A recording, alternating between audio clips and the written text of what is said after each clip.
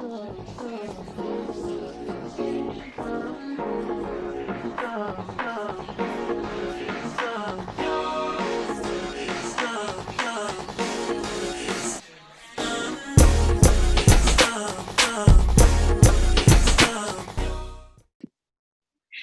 Angela. Welcome to Inside the Industry. I am so stoked to be sitting down with you today. I haven't gotten to see you in a minute, so I am so excited that you are here.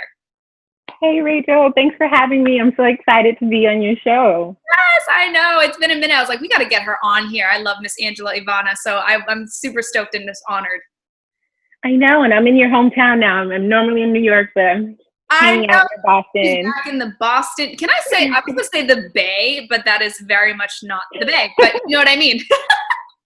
Work with me. So, It's near water. It's near a body of water, Rachel. It works. there we go. Yeah. And you're there for COVID. Marina Bay. There's crabs. Maine is close enough. There's a lot of water. Everyone gets it. I love it. How have you been doing? How have you been doing in quarantine? How's life as a makeup artist for you right now in the midst of all this craziness?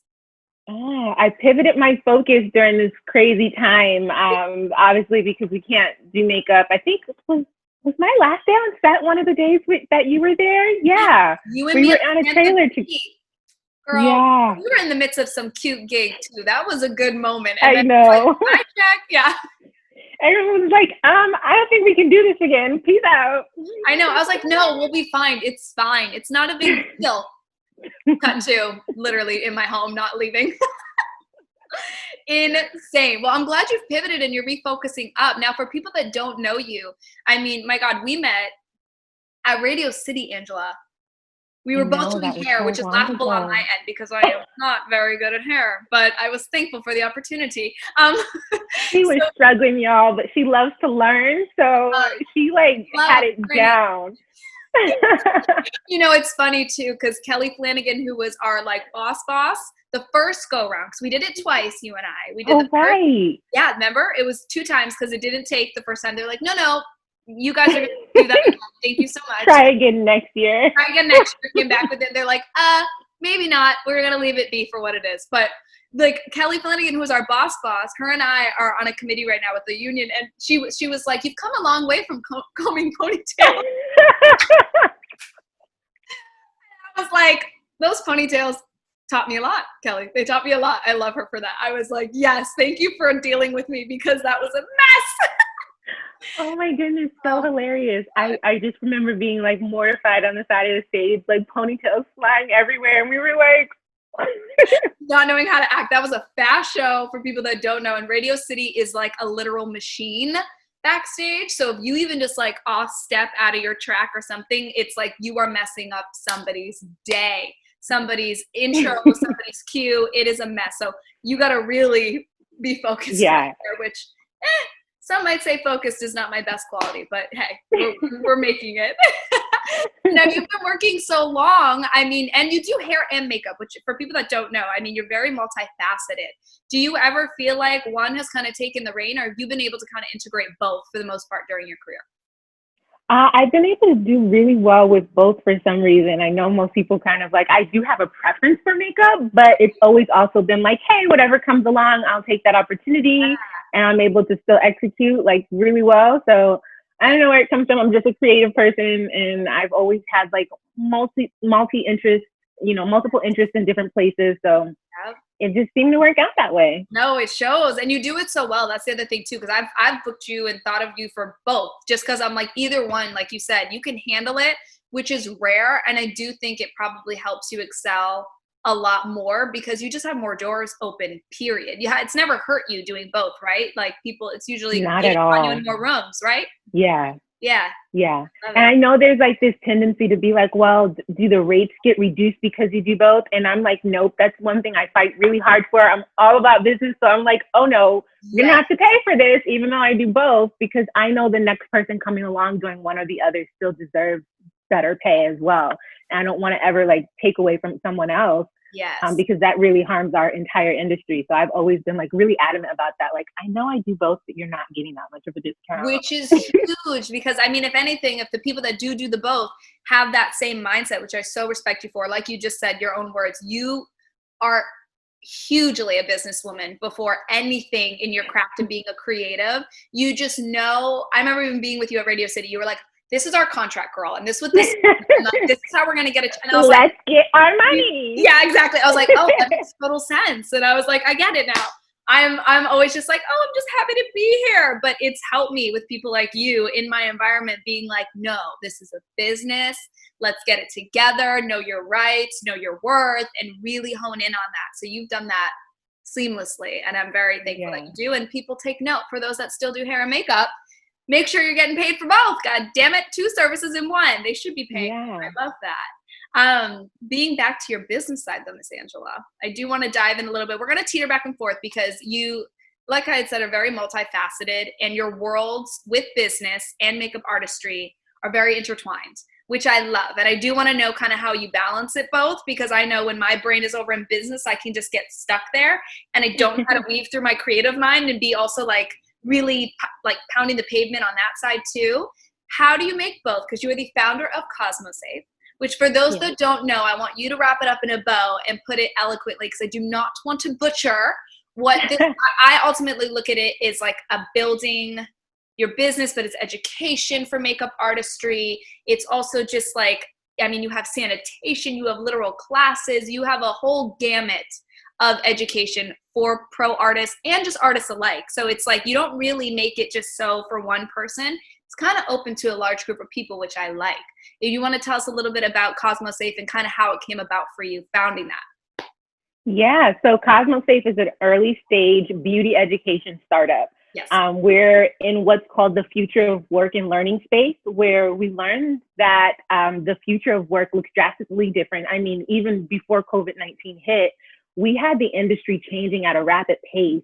And I don't think anyone was really considering, like, what does the future of work for beauty professionals really look like? And when you go to beauty school, you tend to get training on how to just work in a salon. But as like Rachel and most of the pro artists know who freelance, there's a wide range of opportunities out there, from the bridal industry, fashion, film, television, commercials, and all of that is growing massively because of social media and just because of we're living in a digital world now, right? So there's this high demand for it, but they're not teaching things towards other sides of the industry in beauty school. Even when you look at it, there are salon suites now that are going to grow majorly, especially after COVID-19. They've been around for like 10 years, but they're going to grow a lot. And so we decided to look at all of the education gaps in the beauty industry and decided to fill those gaps. So we have several programs that 2 of them are active right now, and a few of them are in the works. So yeah, we're really excited about our beauty education startup, Cosmosafe.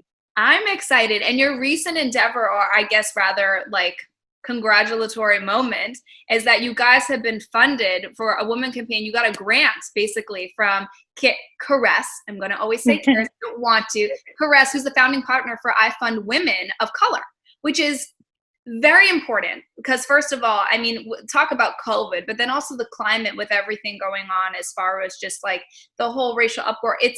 It's insane. And I think supporting Black business, it's always been important, but now even more so than ever, because we've kind of had this whole like peel of an eyelid open on the world and how business is in and for beauty and women of color in general. So I love the fact that that it's even there and that's implied, and that you got the grant for you guys to further this business and make it even better. But specifically so you were given this grant so that you guys could create more education for ending hair discrimination against hair textures, correct? For in beauty specific. We love pros. We love our natural Afro hair. Come on, like let's go. And I'm so excited to see that because it's such a hot topic. And I have heard it from, I mean, every friend of any skin color. It's just not something that is taught. Not even just, the discrimination to end against it, 1, but 2, just the education of how to work with a plethora of different hair textures, predominantly in minority communities, and how to deal with and work with and style and maintain and take care of. It's literally, I mean, I went to makeup school, but even on that front, we had 1 or 2 days of deeper skin tones. Right. What am I learning in that moment? It's just like, it's not enough practice. It's not enough anything. So what is your guys' main goal with that and how you're going to kind of infiltrate it? I know it's going to be based off on Cosmosafe, but I love it. And I want to hear more about what you guys got going on with it. Yeah, we're so grateful for Caress and Eyes on Women and their initiatives to help Cosmosafe. So this particular grant is for our beauty education program that's centered around our hashtag Textured Hair Matters. And what's going on when we say end hair discrimination, there's not blatant hair discrimination or textured hair discrimination in cosmetology schools. I know when people hear that word, they're like, oh, racism, racism. And like there's an aversion to it. What has happened over time is that unintentionally, because of America's history, we ended up in this place where no one ever really learned how to care for natural and curly hair. And that was kind of written into the laws because of the history. And like people are like so amazed when they find out like where a lot of this really came from. So we created a website called texturedhairmatters.com, and it reviews the history of how cosmetology laws came into play. And it's just like a super wild journey. Some of it started because barbers were warring with each other, and white and black barbers were kind of like at war with each other. So unions and some cosmetology laws came in, but then the black and white barbers joined together and got mad at the women because there were two really amazing women. One was a white Canadian woman, Martha Matilda, and then there was Madam C.J. Walker. They were both killing the game with opening franchise hair salons and beauty schools. Wow. And the men got mad at them and they're like, this can't happen. They're not licensed. And of course they did. Of course they did. And these women both were creating millionaires in the hair care business. Yeah. So it's a fascinating story to kind of see like how all of that developed. But just in the process of that, the standard has always been to like smooth our hair, make it sleek and make it straight. And like when you think about Hollywood and how that rose in the early 1900s, you start to see that it's not a blatant discrimination issue. It happened over time, compounding, that people just ignored textured hair. And now became our norm, weirdly enough, to accept like, well, that is what the beauty standard would be. And especially with women of color in, like you're saying, the industry, it's like, that's what they'd want. They want to have this kind of look or whatever. And we don't need to embrace it's like goes over the head, but I agree with it. What maybe wasn't blatant, but it's almost sadder to me sometimes how it gets in the mix and then it's so overlooked. But listen, all around the world, even just in America, 2/3 of Americans have curly hair, and Black people don't make up 2/3 of Americans. So this is actually an everybody issue. Totally. It just happens to impact Black people, especially Black women, the most. When we go to hair salons, because the stylists are not particularly trained on how to care for curly hair, they're often trained on how to straighten curly hair. There's just a disconnect there. So we want to help to end that disconnect and help provide some better training for people to be able to access legally in beauty schools. So it goes beyond us just creating like an online course that there are some online courses out there right now available specifically for the artistic side. So we're focusing on a number of sides, not only artistic, but science. And we hope to be able to recommend and refer people to the existing artistic programs out there so that we can focus on the science and the health and safety particular portions that specifically pertain to textured hair. Amazing, which is crazy to me, and I'm thankful for it. You guys are just adding to the community in like the best way, and I really love your angle on it because it's super important. I think always when we're talking about these particular issues or discriminate, to really go to the root of things, to just understand, because the more education, the better understanding everybody will have. So then it's not a pointed fingers game. It's more of like a let's all collectively work together to make a better foundation for what we should all be striving to be like, have our education and set up our beauty schools or any place within our industry to seek that specific education for, just all on the same page here, not like wronging all the people that haven't been doing it. It's just a collective, let's all regroup and we're going to retry. We're going to do it again. We didn't do it right. It's over. Yes. Run that back. Yes. One more time, please, everyone, for me in the back. Thank you. Which, speaking of sanitation, which is another huge thing. I mean, my God, living in I don't need to say post-COVID because we're not done with it. So living in a COVID world, an environment on set, and now going cold COVID world. Very, very COVID world. Not a fan. Not a fan. You guys with your sanitation and health stuff, I do love, which I got to partake in videos way back with you, is like learning proper things, which was always so amazing to me that you are very before your time, Angela, as far as pinpointing things that are needed in the industry and how you want to better it. And like I had said, I'm just like, I'm ready to be here and paint faces. You're like, yeah, but you know what? There's also things we can do here. And I'm like, oh, you're so good at this. And like, I love it. But I want you to tell me a little bit more, because I know we're on a little bit of a halt, but I also want to know the whys behind the specific on Cosmosafe site, why we can't really further with, you wanted to do actual sanitation classes and understanding, right? Like the educational part of that, breaking it down. But you're on a little, like you had said, a little hold stop on it, because there's actually, and things that people don't know as to why, when it comes to cosmetics, certain sanitation regulations and rules, and why everything isn't just so black and white. Yeah. And so we're really super impressed with everyone's like new interest with the health and infection control aspects of doing makeup right now, because this is something that about 4 years ago, Damon John from Shark Tank partnered with Miller Lite, and they gave us a grant to develop that program. So we got $20,000 from Damon John. Like we beat like 14,000 people to get that grant. And we started developing a makeup infection control program. And our goal was to make sure that it was education that could be used in schools, which is completely different from just launching a regular online course.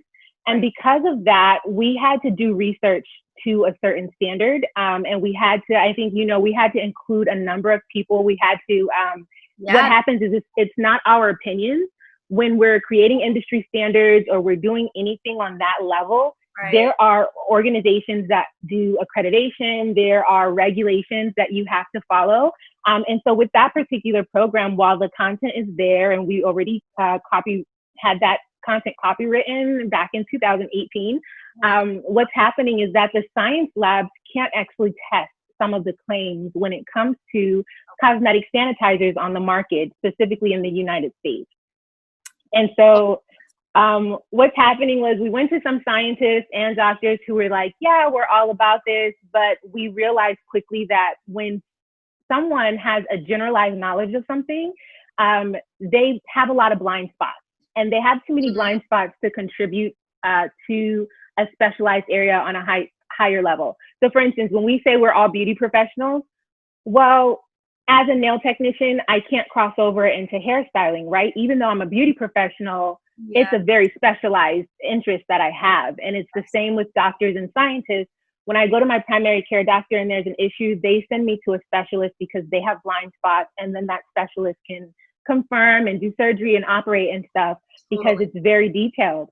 So what we found with these science labs were like, one, we were trying to test, like, how do we reduce germs on the surface of makeup products?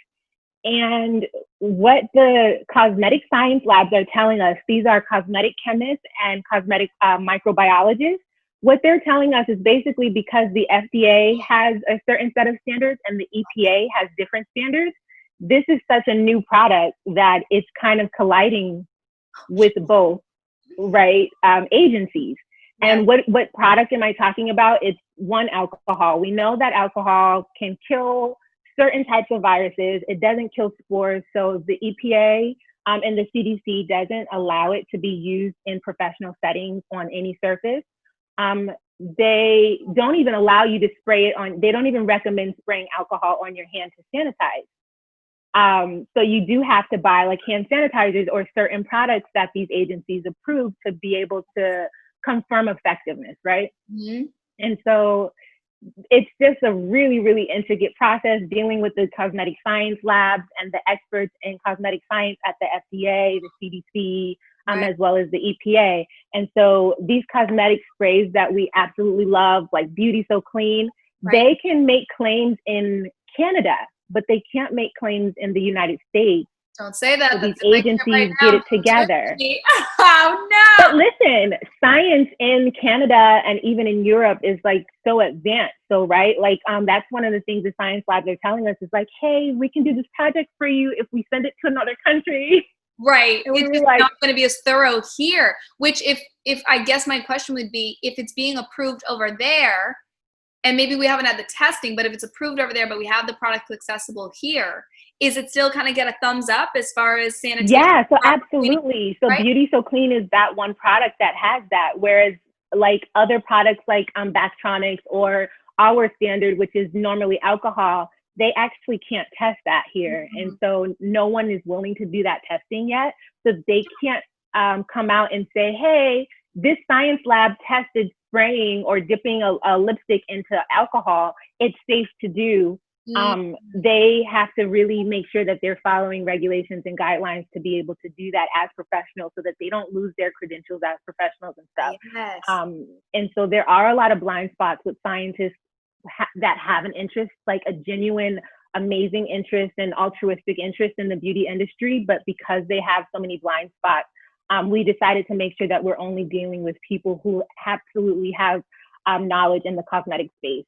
So wise. And it's good that you guys aren't willing to just be like, hey, yeah, tell us what's up, let's get it done and throw out a product for people to read, because there's so much misinformation out there. And I feel like, especially in the beauty industry, and we've seen it, I hopefully think, and I have seen even more so within COVID and things happening. I mean, there's always like, never to point fingers at anybody. I actually haven't really seen it or had it firsthand in the people I work with, but we all know there's the dirty makeup artists who like to double dip their brushes or not clean in between a client or use a mascara wand directly from the tube. Like I've seen it in Fashion Week and like stuff like that. Like not the circle I run with, but I've heard many stories. So it is crazy, but I do think now, luckily, with the turn of the tides, that's really stopping. And it's stopping because now it's like life or death. Like you can't cross-contaminate in any sense. Though we have, like you've said, there's a plethora of education out there and people promoting how to be clean, how to be hygienic, how to sanitize. It's such a weird world for me though right now too. Like you said, there's so many more steps that have to be taken. And I very much believe that, because now we're in new territory. You know, we know how to not, as makeup artists, like we said, cross-contaminate. We understand that 70% alcohol dries quicker than 99. So we use that because it's quicker to, you know, kill the bacteria. And but again, might not even be completely proven as to how much or which particular germs it is killing and disinfecting. Right. I know. And that's the important part, because then you might spread something and you're like, and I think that's one of the reasons why you had these lawsuits against places like Sephora and even MAC. They were using alcohol. They were dipping their lipsticks. They were spraying the cosmetics with them. And then people still came out and said, well, I got pink eye or I got this. Right. And they do train their staff on those basic things that we all picked up from somewhere along the way in the industry. Yeah. Yeah. So we're just working at that diligently because it is a process. And, you know, for us to release content, because we're an actual education institution and not just, you know, giving our opinions. I was going to say opinion. Yeah. You're not on a YouTube channel. Make sure, like, try it. Do this. Maybe it'll work. I don't know. I'm not liable. Yeah, so we have to make sure all of our information and content is released in a legally defensible way. Totally. Because if it's going to be used by states or any employer is going to use it, and as a matter of fact, they can't use content that's not legally defensible and developed a certain way. And so that's kind of our behind the scenes, is we have to deal with some legal stuff. We have to also deal with vetted science labs, and then we also collaborate with experts. It's not just like us in the, you know, mix. We're really collaborating with a lot of experts to get that done. That's a lot of work, Angela. It is. That is a lot of work. And I know you because I work with you, and you're also busy out there literally physically grinding, doing the actual work on set and behind scenes. And then to do all of that, how do you, I mean, my God, and you just give us a jam-packed information. So I hope everyone's writing this down. It's very important. And we'll kind of touch back onto sanitation and, you know, sterilization within what we're working with right now. But I kind of want to know personally for you, how do you balance doing both? Because you're wearing, which again, is something that as multifaceted women, me being one of them, you definitely being one of them, we're able to do this. And I know it's like, you wouldn't be satisfied with just doing one thing. I have no doubt. But how do you create that for yourself to be able to keep Cosmosafe trucking at the rate you want it to and building its success and everything it needs to be and how you envision it, but then also making a coin, doing what you need to do and getting forward in your own personal makeup and hair career? How do you feel like, I guess, a day-to-day goes for you? How do you balance it? Yeah, well, it's changed a bit. At first, it was Yeah. really intense, but I had gotten to a point in my career where I could turn down work. So I'd Yes. literally plan it out and be like, I'm gonna work 3 or 4 days this week, and the other three Mm, days, I'll focus on Cosmosafe. smart. And then what happened was I ended up losing my kit in a flood, a random, like, completely freak accident flood caused by the city of New York, which How I'm dare in the you? middle of a battle with them right now. So I'm also doing all this while representing myself in court. I was gonna say, Um, I bet you that's the longest ever thing to do anything. I've had people have the trees fall on their cars, and that's a whole. It takes forever to deal with. it's tedious, Ugh, but at the end of the day, that forced me to focus on Cosmosafe. totally. I was still working like partially part time, just like in a limited capacity. Yeah. I'll show up on set because I just had a smaller kit, so it would be like, okay, I'm only working with one person today, so like I can get this done with the little bit that I have left, right? But that also motivated me to just like dedicate all my time to like working on Cosmosafe and to build a team behind that. So it's not just me. We have team members that you know about and some that's working behind the scenes that you don't know about in different parts of the country, and we're all like just coming together. And the unique thing about my team is we're all beauty professionals, but we also have specific and unique training backgrounds in training and education. Yes. So like one of my business partners has a master's degree in business and workplace education, but she's also a licensed nail technician in New Stop. York State. See, you Yeah. can't ever underestimate a woman that really wants to make shit happen because she'll go out and get that license and then she'll be out working the 9 to 5 or the on-set days. It just will make the impossible possible, and you do it Yeah. constantly. And I do love that you have a team specifically, like you said, of beauty professionals, because then you guys also, yes, you have the degrees. Yes, you're able to handle, almost like you're saying, the more logistical business side of it and the factual stuff that you need to get approved, working in court scientifically, FDA, all of it that you need, not just like you said, based off opinion or, well, I've tried it. It's so needed on both hands, because then also you're not just fully scientists or people, you also understand what it takes, how it is working on set to quickly clean a brush in between a client, what kind of things we need, what are going to be standards to sanitize and clean something at a fast but also efficient way that isn't Right. lacking on any sort of angle. It's really important, and I'm glad. Your team is very lucky to have you as their leader, and your eyes are like Aw. set on knowing what's good for everyone. I love that. I love it. With that being said, Yeah. have you hit any crazy, as a businesswoman, have you hit some crazy roadblocks? I mean, I'm sure losing your kid would be one of them, but again, your mindset with it was very positive in the midst of like working and trying to make a business run. You just had to, which anybody watching that's a makeup artist or hairstyle, kits are expensive, honey. Those Oh take my gosh. time and years to build. Like, Listen, what did I you know they got my invoice because they were like, "Oh, just tell us how much." This is the city of New York. They're like, "Oh, just tell us how much you lost, and we'll figure it out. Just like put it on this form." And I was like, "I don't think you understand." And I pulled out all my receipts, $25,000 worth of products Yep. and things that were lost in the car, and they were like, "Oh no!" And they wanted to fight me after that. So You were like, it's go been to this any ongoing person. battle Yeah. because people don't understand, like, one, how expensive those kits are, but two, like, how much money you can make in this industry. I Right. was making a lot of money, and they were expecting to be like, "Oh, well, we're just gonna give her like $20,000 and like call it a day." And I was like, "No, I lost about $75,000 worth of work, a Right. $25,000 kit." Yes. And I think anybody sitting Home. at home not working right now also understands the impact of kind of being cooped up in the house Yes. with no money, Right. What it the looks like. mental anguish behind that, like how sad you can be because of it. And so I added that onto the bill. Like, hey, Oh, I was yes. actually depressed for a while because of this, Yes. and you're gonna have to pay for that. Oh, I You're gonna love have to pay it. for my therapy. Oh my God. So No, seriously. What I tell you, business. She's a business woman. She knows what's up. But it's all valid things. That's the things that people don't it realize. is. I think you, out of all people that I've met, and I've met a rare few people like this, because I have many a business entrepreneur people near me, of course, naturally. And I'm so thankful for my environment. But you especially, you really know your worth, and you get a lot of kickback. I've seen, and in different environments. And I don't know why you've been questioned so much or why it ends up, but you don't even like you don't even you don't falter at all as far as standing your ground and being like, nope, sorry, I either won't take the job or I'll educate you happily as to why this is X, Y, and Z. It just is, it's so incredible. Where did you get that kind of like, I don't even know what to confidence for sure, but also just really deep understanding of yourself and your worth. It's like embedded in you, Angela. Yeah. I think that I've just watched it a lot growing up. Yeah. Kind of with my parents, and for one, I'm an original New Yorker, even though I grew up in Boston and I'm a Bostonian. I was born in New York and it's in my blood. Like, and that's what I tell people. My parents are from New York. They've both actually been what I call hustlers or freelancers themselves. Totally. And so I got to watch that grow up. Like, I'm going to New York and we're negotiating things. My mom's like, I'm not paying that. Like, let's renegotiate. You're like, noted. I can ask for things. Got it. Yeah. Right.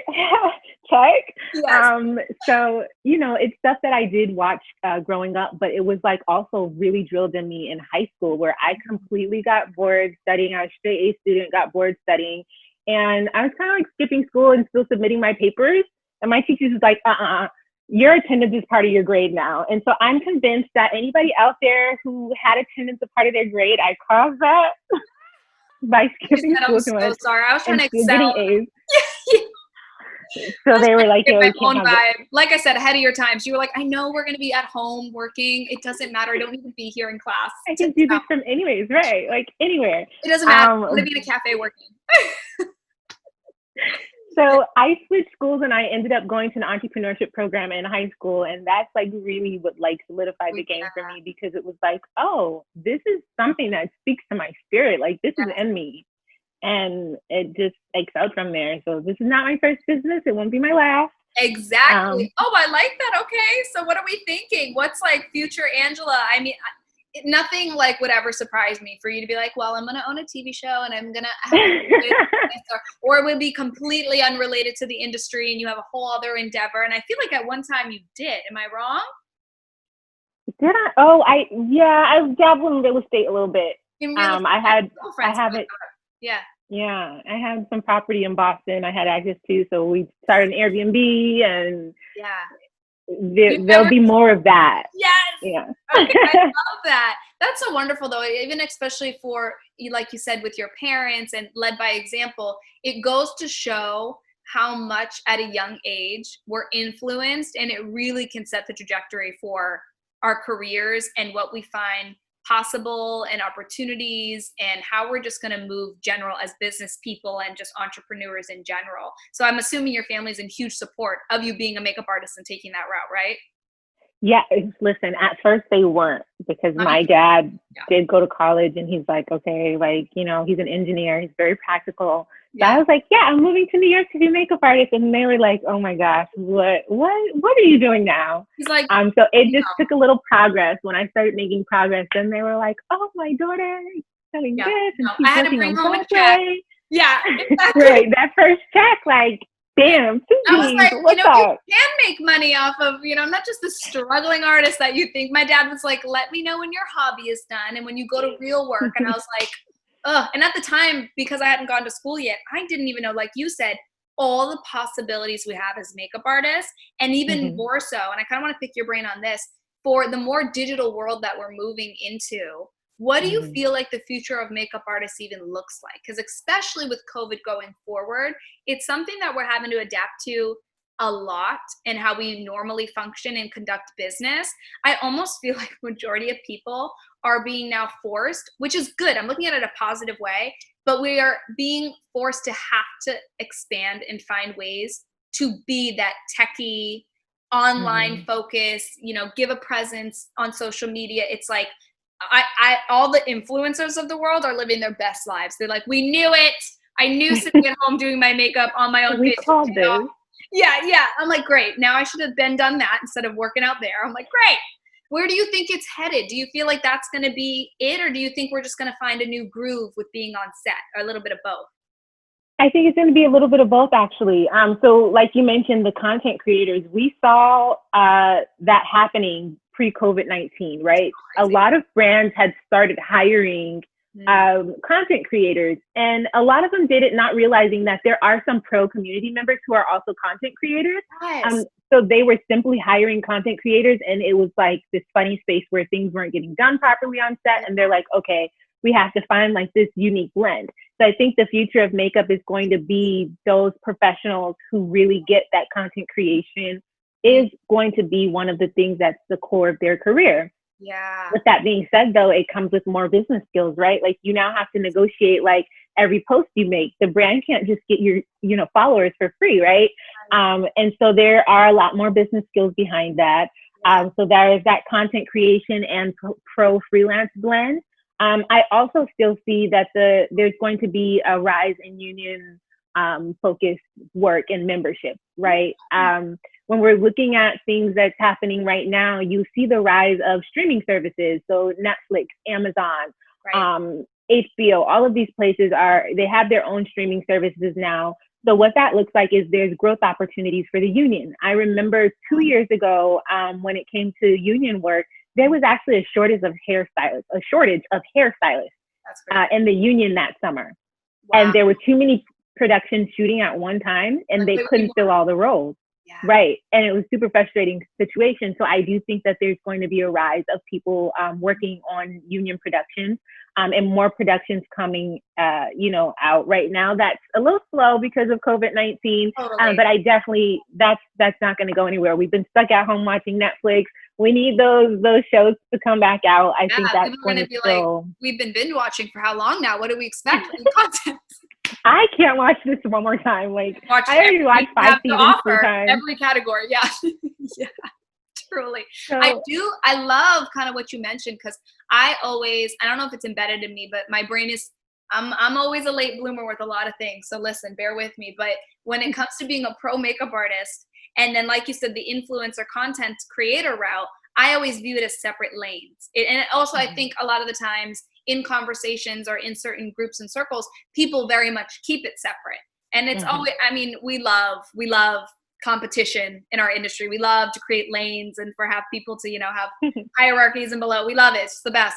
So people try to do that, to be like, well, these people aren't real artists. They're just doing X, Y, and Z. And these people are, there's no way they could sit at home and do this on their face. And I love I love the two worlds mending, because again, it just creates more opportunity for everyone to now be able to take their skill sets and utilize it in adapting times like this. It doesn't just mean I have to sit at home and be like, dang, because I'm not on set and I'm asked out. And so I can create for myself. Do you think, I've seen you do it, and also just with your business savvy mind, I want to any opinion you have on it. Do you think there's any main tips or tip you would give to somebody that's trying to venture into content creating? Because like you said, it is a lot. Like there's negotiations with, my God, your followers, like you said, being paid for what I'm doing, and how to go about that. Do you have any sources? Maybe that's a better question. Any sources, resources to look at of how to navigate that world and content creating for brands? Yeah. And so I'll just tell you quickly, my information's coming because my business partner is a content creator, but also a pro makeup artist, Jaleesa. But then I've also worked behind the scenes of some content creation campaigns, and I know like what it really takes for people to do that. So one of the things that I've been looking at, and one of the things that we advise people, for instance, who take our beauty entrepreneurship course, is to really start looking at the new platforms that are rising, because the old platforms kind of have this, it's a particular marketing situation where the early adopters kind of get in and they hold that space.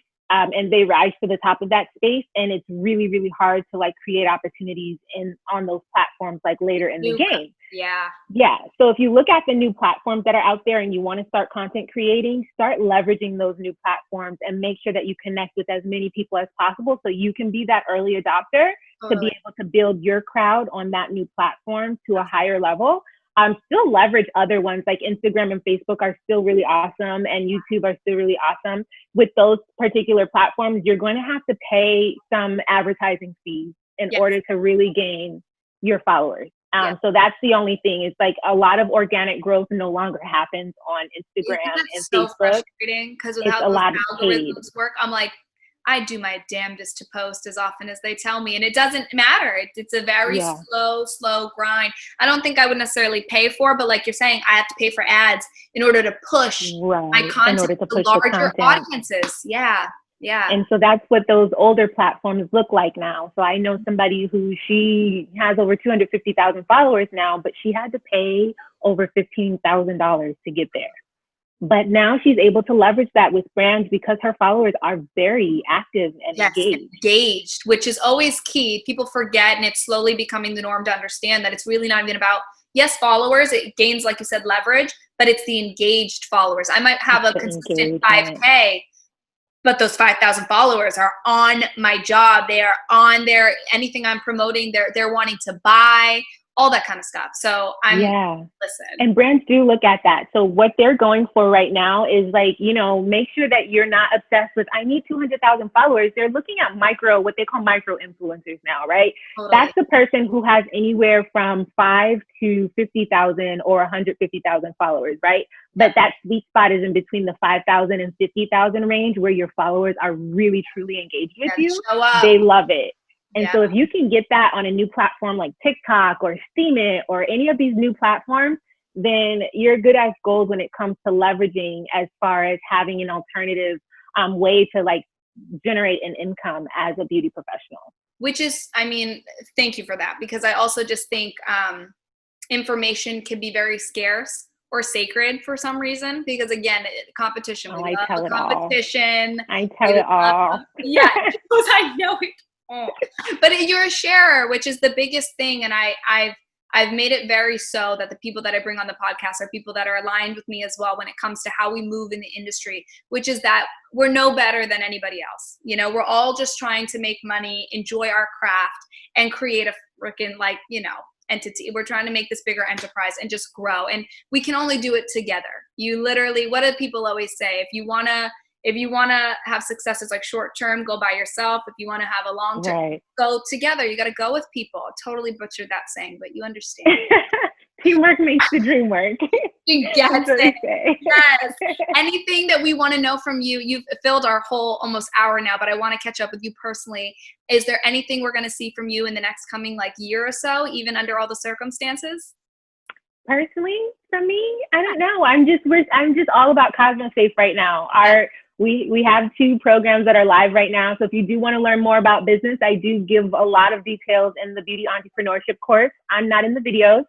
We have a beautiful model in the video, but it gives you tons of information. And it's not just on a freelance career. If you want to open up a salon suite, if you just want to work as a contractor in salons, or if you want to start your own startup company, which I know is an area that a lot of people, we just really don't have access to information on. Everyone's like, I want to create my own product, I want to do this, but they don't have the foundation and tools to get there. So we give some of that information as far as how do you go about fundraising, for your startup in the beauty industry? What does that look like? What are some examples of startups that's been really successful in the beauty industry? I know a lot of people throw around that word startup, but we wanted to really introduce it to people in the beauty industry in a way that they understand that you can diversify, you can be a beauty professional and have your own business that you're starting, and give yourself the ability to create generational wealth. Yes. So we have that program on cosmosafe.com right now. It's our beauty entrepreneurship or beautypreneurship program. Yes, beautypreneurship. Yeah, and we also have another program where we're partnered with New York State through Adrienne.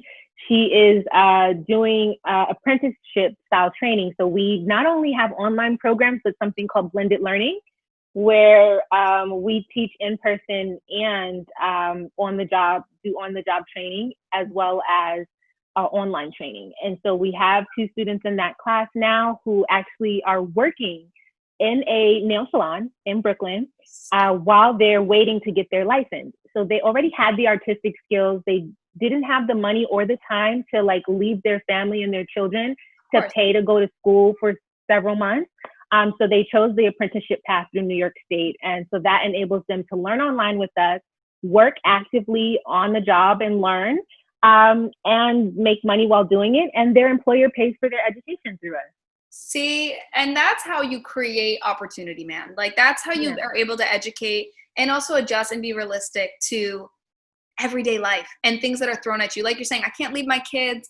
I have to work, but I also need to get licensed. I love that you are creating a space, like you said perfectly. I'm filling in the gaps that are needed. It's like Cosmosafe is so perfect in so many ways for parts of the industry that we are just lacking, that we need these Yeah. spaces, and you have created them with a beautiful team and a really driven attitude that is just super round as far as educating and knowing all the pieces you guys need to succeed. So I am so thankful for you sharing everything with us today. I learned a ton, even just now you speaking to me. So I already know it's going to speak volumes about what kind of, actual resources you guys offer online with Cosmosafe. You are always, if people need information, Angela is a go-to. She knows. You're so educated. You've had so much experience in it. And so I just can't wait to see even more what you do with everything you got going on. Oh, thank you. Hopefully I just get to work appreciate with you it. again. I know. No, of course, of course, of course. I can't thank you enough for your time and for sharing with us today and letting us know. For us to keep up with you, we're going to put your IG below. We're also going to put all of Cosmosafe's information as well, so you guys can jump on these classes and courses, get into it. Angela, thank you so much. Thank you. It was nice catching up with you. I know, girl. I will see you so soon. Be safe and be well, and we'll see you very soon. Talk to you soon. Bye. Bye.